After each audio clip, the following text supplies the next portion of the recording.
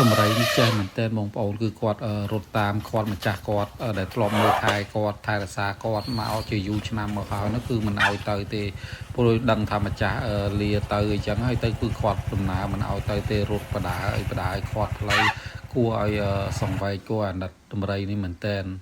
ហើយមើលទៅសកម្មភាពនេះគឺគេថតទៅបងប្អូនហើយទៅម្ចាស់គាត់ធ្វើដំណើរទៅអញ្ចឹងគឺដំរីនឹងគាត់តែមិនចង់ឲ្យទៅទេ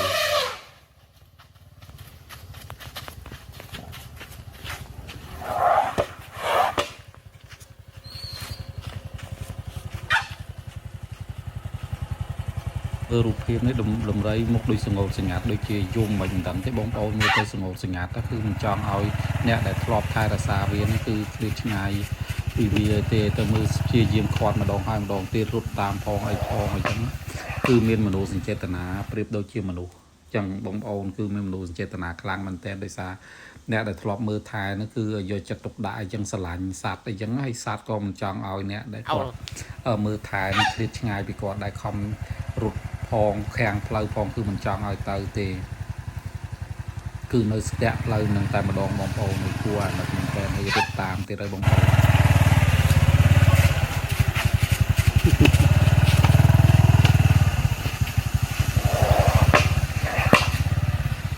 តែមនុស្សទេសំបីតែសត្វនោះគឺមានមនោសញ្ចេតនាជ្រាលជ្រៅណាស់អ្នកមើលថែនឹងប្រៀបដូចជាឪពុកដូចជាអ្នកថែរក្សាយកចិត្តទុកដាក់អញ្ចឹងមានការបបងអាយមិនមានការធ្វើបាបអញ្ចឹងយកចិត្តទុកដាក់ចំណីចំណុកប្រចាំថ្ងៃអីចឹងថែទាំមួយទឹកមួយអីអញ្ចឹងទៅបងប្អូនថែរក្សាទៅសត្វក៏មានមនោចេតនាចំពោះអ្នកដែលថែរក្សាវាដែរ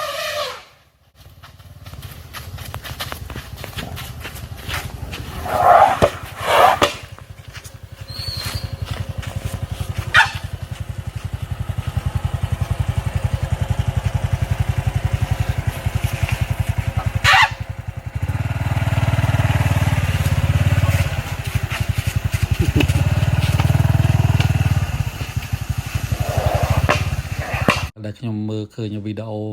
នេះហើយគឺមានអារម្មណ៍ថាអាណិតដំរីមែនតើគឺ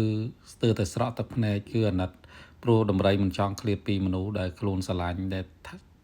យកចិត្តទុកដាក់ចំពោះខ្លួននោះទេ